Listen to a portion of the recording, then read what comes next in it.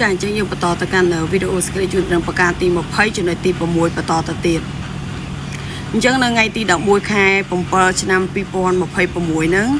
គឺជាថ្ងៃដែលកូនចាំដៃពុកហ៊ុនសែនចូលស្លាប់ខ្ញុំដល់ក្នុងផ្ទះចន្លោះផាយជាខ្ទង់ខ្ញុំអត់ចាំពេលវេលាច្បាស់ផាយខ្ទង់ម៉ោង8ម៉ោង9ដល់ថ្ងៃព្រោះអីមួយរយៈហ្នឹងគឺខ្ញុំអត់ចេញពីផ្ទះខ្ញុំនៅតែក្នុងផ្ទះហេចន្លោះម៉ោង8ម៉ោង9កូនចាំដៃពុកហ្នឹងបានមកវាយទ្វារផ្ទះខ្ញុំមកពីរដងហើយខ្ញុំអត់ចាំពេលវេលាច្បាស់ណាហើយផាយជាខ្ទង់ម៉ោង11 12អីមិនដឹងទេកុំមកវាយទ្វារផ្ទះខ្ញុំម្ដងទៀតតាមពិតវាយទ្វារផ្ទះខ្ញុំហ្នឹងវាយធ្វើអីវាយបន្លំវាមិនមែនចូលតាមទ្វារទេវាចូលតាមច្រកលើ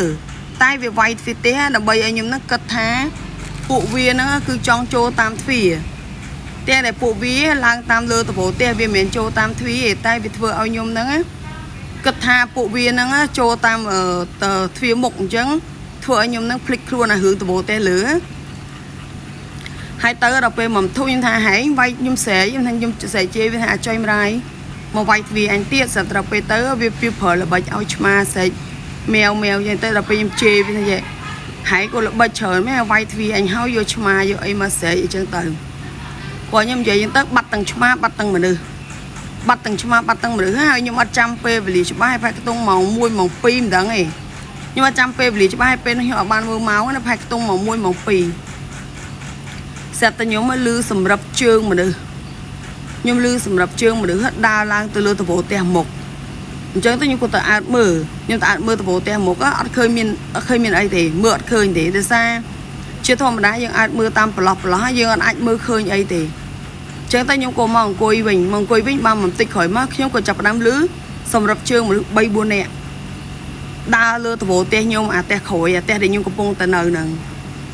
លឺសម្រាប់ជើងមនុស្ស 3-4 នាក់ដើរឡើងលើដំបូលផ្ទះខ្ញុំនឹងហ្មងដល់ពេលខ្ញុំគ្រាន់តែលឺព្រាមខ្ញុំក៏រត់ទៅបិទឌីសង់ទ័រភ្លើងផ្ទះខ្ញុំចោលអស់ហើយខ្ញុំហ្នឹងក៏កាន់ទូរស័ព្ទជាប់ដៃមួយហើយទៅខ្ញុំហ្នឹងក៏កាន់សោផ្ទះមួយកូនសោខ្ញុំកាន់កូនសោជាប់ដៃខ្ញុំកាន់សោផ្ទះខ្ញុំយកទៅចាក់សោកតុបព្រោះអីខ្ញុំមានការសង្ស័យថាពួកវាប្រហែលជាចូលតាមផ្លូវក្រោយខ្ញុំខ្លាចបំផុតគឺពួកវាទៅកតុបក្រោយហើយវាចូលពីក្រោយមកស្លាប់ខ្ញុំនៅមុខវិញទេសានៅខាងក្រោយវាងាយស្រួលចូលជាងវាទៀបជាងអីចឹងទៅហើយនៅខាងមុខអត់អាចលោតបានទេអ្វីដែលខ្ញុំគិតណានៅខាងមុខគឺវាមានពុកអត់មានអីទេហើយវាមានកម្ពស់ខ្ពស់ដល់ទៅ4ម៉ែត្រកន្លះបើនៅខាងក្រោយវាមានត្រឹមតែ4ម៉ែត្រហើយវាមានខែពូ2ជាប់គ្នាអញ្ចឹងណាវាអាចនឹងទៀបជាងវាអាចនឹងស្រួលលោតជាងអញ្ចឹងទៅខ្ញុំក៏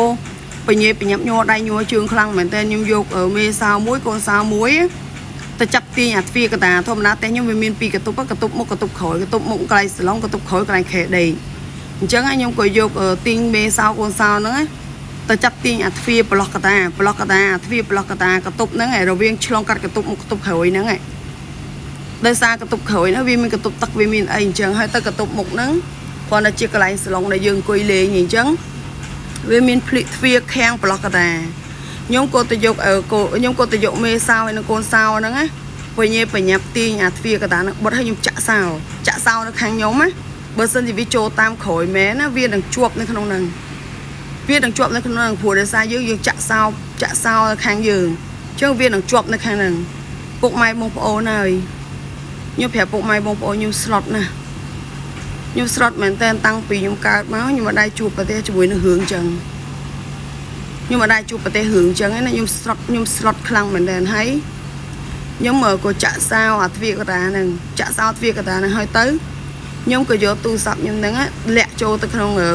ខ្ញុំដាក់កវ៉ាត់ជាមួយនឹងអាខ្សែយឺតខោខ្ញុំហ្នឹងណាព្រោះទៅខ្ញុំដាក់ចូលទៅក្នុងអាវខ្ញុំដើម្បីបាំងពលឺទូរស័ព្ទហ្នឹងកុំឲ្យវាលោតពលឺហើយស្រាប់តែបានមកផ្លែតវាយកលេខរបៀបនេះវាចង់ឲ្យចេញពលឺចង់ដឹងថាយើងនៅណាអញ្ចឹងណាហើយទៅវាហ្នឹងក៏បាញ់រោមើលពលឺទៅវាប្រើល្បិចផ្ញើសារមកពីតែដោយសារខ្ញុំបិទសេរីបិទអីអស់អញ្ចឹងទៅវាចាប់ព័ត៌មានហ្នឹងអត់បានទេដល់ពេលហើយពុកម៉ែបងប្អូនដឹងបើចេះស្រាប់តែវានៅខាងមុខហ្នឹងឯងវាបើកសំឡេងដាក់មីក្រូសំឡេងស្មូត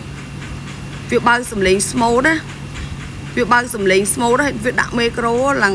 ខ្លាំងឡើងផ្អើសុកផ្អើភុំណាវាបើកសំឡេងស្មូតដាក់មីក្រូឡើងផ្អើសុកផ្អើភុំវាបើកម្ដងខ្លាំងម្ដងតិចម្ដងខ្លាំងម្ដងតិច ពុកម៉ែបងប្អូនដឹងមូលហេតុអីវាបើកសំឡេងស្មូតទេដោយសារទូរស័ព្ទពេលដាក់នៅចិត្តខ្លួនស្រោបសំឡេងអញ្ចឹងខ្ញុំសង្ឃឹមថាស្រេចពុកសម្ដេចម៉ែពេលបានលឺអ្វីដែលខ្ញុំនិយាយហើយស្រេចពុកសម្ដេចម៉ែនឹងដឹងថាសំបីតាអាល្បិចកដែលវាតាមស្លាប់មនុស្សក៏វាប្រើទៅជំនាញ Cyber Security នឹងដែរវាបើកមីក្រូលឺខ្លាំងមែនតើហើយអត់អាចមានប្រជាជនណាម្នាក់ដែរមិនលឺទេព្រោះអីចន្លោះម៉ោង1ម៉ោង2កតាអាធិធហើយបើកខ្លាំងមែនតើមកបើកសំឡេងស្មូតដាក់មីក្រូដើម្បីក្តាប់ព័ត៌មានការចាប់សំឡេងចេញពីទូរស័ព្ទវាចង់ដឹងថាខ្ញុំនឹងនៅទីតាំងម្ដុំនឹងអត់ណាតែខ្ញុំនឹងនៅទីតាំងម្ដុំកន្លែងនឹងអត់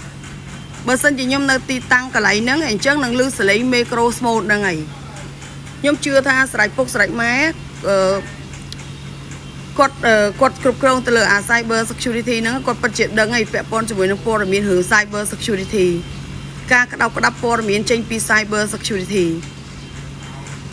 ការដែលវាបើកអាសំឡេងមីក្រូខ្មោចលឺខ្លាំងហ្នឹងឯងគឺដើម្បីក្តាប់ព័ត៌មានថាខ្ញុំហ្នឹងនៅក្នុងបរិវេណផ្ទះហ្នឹងអត់បើសិនជាក្នុងករណីបើខ្ញុំនៅក្នុងបរិវេណផ្ទះហ្នឹងឯងពួកវាស្ដាប់សំឡេងនៅក្នុងការស្រោបសំឡេងវានឹងដឹងថាខ្ញុំនៅក្នុងបរិវេណផ្ទះហ្នឹងចឹងបើសិនជាលឺសំឡេងមីក្រូលឺសំឡេងអីហ្នឹងគឺខ្ញុំនៅក្នុងហ្នឹងតែបើអត់មានលឺសំឡេងមីក្រូតែអត់ជាមួយនឹងការស្មូតហ្នឹងទេមានន័យថាខ្ញុំបានកិច្ចចេញពីហ្នឹងហើយដោយសារកូនចាំណៃពុកម្ដេចម៉ែវាក្តាប់ព័ត៌មានមួយអត់ទាន់បានពេលដែលខ្ញុំយកមេសោនិងកូនសោទៅចាក់ប្រឡោះទ្វារផ្ទះទៅចាក់ខាំងរវាងកន្ទប់មុខនិងកន្ទប់ក្រោយកុំឲ្យឆ្លងគ្នាបានណាកូនចាំដាច់ពុកហ្នឹងវាគិតថាប្រហែលជាខ្ញុំហ្នឹងយកកូនសោហ្នឹងចាក់ទ្វារមុខចេញបាត់ហើយព្រោះវាលឺសំឡេងកូនសោអញ្ចឹងវាអត់ដឹងថាសំឡេងកូនសោហ្នឹងចាក់ចេញទៅណាទៅណីទេហើយពេលហ្នឹងខ្ញុំបិទឌីសង់ទ័រភ្លើងល្ងឹតអស់ពេញផ្ទះអញ្ចឹងទៅធ្វើឲ្យវាក្តាប់កន្លែងហ្នឹងអត់ទាន់បានអញ្ចឹងมันវាចាក់អាសំឡេងមីក្រូប៉ុនហ្នឹងណាវាចាក់អាសំឡេងមីក្រូប៉ុនខ្មោចហ្នឹងចាក់អាសំឡេងមីក្រូរបៀបដូច smooth ហ្នឹងវាចាក់ខ្លាំងអញ្ចឹងទៅវាចាក់យឺតហើយវាចាក់វាមួខ្លាំងអញ្ចឹងទៅវាមួយឺតវិញខ្ញុំប្រាប់បើប្រជាជននៅចិត្តហ្នឹងគេអត់លឺទៀតចប់ហើយព្រោះពាក់កតាធៀតណាចាក់ឡើងលន់ទៅហឹងមែនតើហ្មងហើយវាព្យាយាមក្តាប់ព័ត៌មានខ្ញុំថាខ្ញុំហ្នឹងនៅក្នុងទីតាំងហ្នឹងអត់នៅក្នុងដីហ្នឹងអត់បើសិនជាខ្ញុំនៅក្នុងទីតាំងហ្នឹងនៅក្នុងដីហ្នឹងច្បាស់ជាបានលឺសំឡេង smooth ហ្នឹងដែលចាប់ព័ត៌មានស្រូបចេញពីអាទូរស័ព្ទស្រូបសំឡេងហ្នឹងហើយបន្ទាប់មកទៀតរហដងវាដឹងថានៅក្នុងពេលដែលខ្ញុំនៅក្នុងផ្ទះហ្នឹងហើយខ្ញុំទៅអង្គុយនៅអាកន្លែងខាងមុខកន្លែងសាឡុងណាឲ្យតែពេលណាខ្ញុំនៅផ្ទះនៅក្នុងផ្ទះហ្នឹងគឺខ្ញុំតែងតែអង្គុយនៅកន្លែងសាឡុងហើយវាចាប់ផ្ដើមយកដុំថ្មគប់វាយកដុំថ្មដើរគប់ជុំវិញផ្ទះណែវាគប់ជុំវិញផ្ទះដើម្បីចាប់ជ្រុងថាវាចង់ដឹងថាខ្ញុំនឹងនៅជ្រុងណាព្រោះធម្មតាគឺខ្ញុំទៅអង្គុយនៅលើទៅសាឡុងឯងអញ្ចឹងវាយកអាដុំថ្មហ្នឹងគប់ដើម្បីចាប់ជ្រុងណាថាខ្ញុំនឹងនៅជ្រុងណាបើសិនជាការគប់ដុំថ្មហ្នឹងលឺសំឡេងទៅកន្លែងណាខ្លាំងមានន័យថាខ្ញុំនឹងគឺនៅជ្រុងហ្នឹងហើយប៉ះចំអាពេលដែលវាគប់ដុំថ្មហ្នឹងគឺខ្ញុំអង្គុយនៅមុខកន្ទប់